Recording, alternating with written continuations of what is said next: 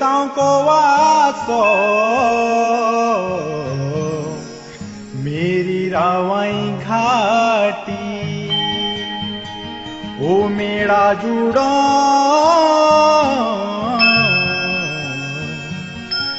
देवी ताऊ के नाम।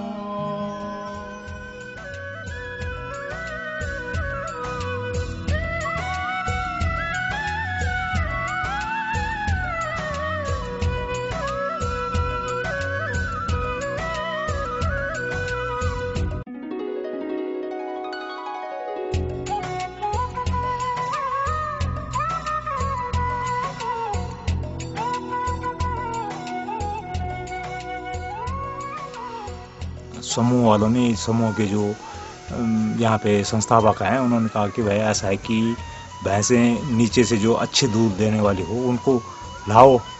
तो खैर कई लोगों ने उसमें ये कहा कि भाई नीचे की भैंस यहाँ पे सक्सेस नहीं होती हैं कहीं और तैयार नहीं हुई है। तो फिर भी यहाँ से मुंगियों से 3 लोग तैयार हुए थे और कुछ और क्षेत्रों से भी थी। तो हमने कहा चलो हम देखते हैं कोशिश करके कि सक्सेस होती है नहीं होती है। आजीविका में हम जुड़िया।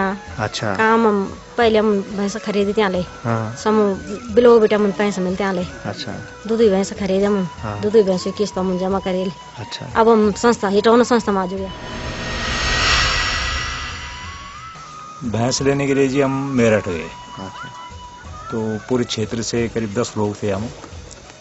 तो संस्था के लोग भी जो है हमारे साथ है। उन्होंने कहा भाई यहाँ पे मंडी लगी है, काफ़ी भैंसें हैं, इसमें से आप छांटो भैंस, जो भैंस आपको जिसको पसंद है वो उसको छांटो। तो हमने भैंसें देखी, जिसको जो पसंद आई भैंस उन्होंने वो भैंस छांटी। हमने भी भैंस देखी, हमें यही ठीक लगी, हमने जो है इसको छांट लिया।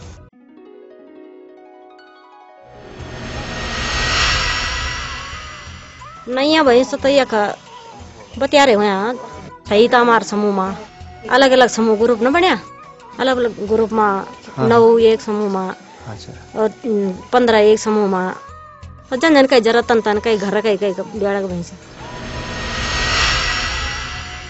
उत्पादन में तो ऐसा है जी कि अंतर है कि यहाँ की भैंस उतना दूध नहीं दे पाती है जितना कि जो है वो नीचे से अगर ठीक नस्ल की छांट ली भैंस तो वहाँ की दूध दे। सिर्फ ये होता है कि पहले साल जब नीचे से लाते हैं तो क्योंकि यहाँ पे ठंडा ज़्यादा होती है और नीचे की भैंस जो है उसको पचा नहीं पाती, तो पहले साल थोड़ा मेंटेनेंस जो है भैंस को ज़्यादा देनी पड़ती है। हम जब पहले लाए थे तो यहाँ जो है वो भैंस रास्ते भी नहीं चल पा रही थी। लेकिन आज हमारी भैंस ऐसा है कि पूरे जंगल कहीं भी जितनी यहाँ की भैंस जाती है उतनी जो है वो हमारी भैंस भी जो है वो उन जगहों पे जाती है। देखो जैसे कि वैसे आकलन तो हम नहीं करते कि कितना इस पर खर्चा आया और कितना जो है वो निकल रहा है। हम मोटा हिसाब ये देखते हैं कि हमारा जो मानी घरेलू खर्चा है वो निकल जाता है। अब हमने जब भैंस लाई थी तो उस समय तो ये था कि एकदम दूध पे भैंस नहीं आ पाई, नहीं जलवायु में आया है या मानी कई कारण रहे होंगे। फिर भैंस आबाद हो गई। इस समय भैंस फिर जो है देहांत में आ गए, अब इस समय दूध दे रहे। तो इस समय जो है वो पिछली बार से दूध ठीक दे रही है। खान पान में यह है जी कि इसको जो है मुख्य तो यह है कि इसके लिए चारे की व्यवस्था जरूरी है, क्योंकि यहाँ हमारा जिस टाइप का चारा है उस पर जो है वो विशेष ज़्यादा दूध सही नहीं दे पाती है। तो इसके लिए जो है दाना और घास जो है, एक तो घास, हरी घास की व्यवस्था करनी जरूरी है। अगर हरी घास की व्यवस्था नहीं होगी तो तुरंत दूध पे जो है वो असर आ जाएगा। दाने की व्यवस्था भी जरूरी है।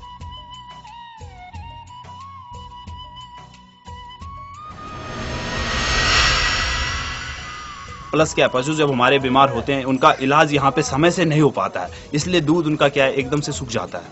इसलिए कि हमें यहाँ पे प्राथमिक उपचार हेतु लोगों को ये बताना है कि हमें यहाँ पे बुलाया जाए तो हम पशुओं को तुरंत से तुरंत इलाज देके उनका दुग्ध उत्पादन बढ़वा सकते हैं। उसके लिए जी यहाँ पे सियालना में जो है पशु डॉक्टर वगैरह रहते हैं, उन्हीं संपर्क करते हैं। भैंसों में हमारे पास यहाँ पे ऑलरेडी मुर्रा है जो कि यहाँ पे पहाड़ों में चलती है पहले से ही, तो उसमें हम मुर्रा का ही सीमेंट डालते हैं, अच्छे नस्ल का सीमेंट डालते हैं, जो कि हमारा जो पहले से ही हमारे पास मुर्रा है 420 है यहाँ पे अभी 420 का जो हमारे पास दूध है, दुग्ध उत्पादन है उसका 3300 लीटर प्रति ब्याज दूध उत्पादन है।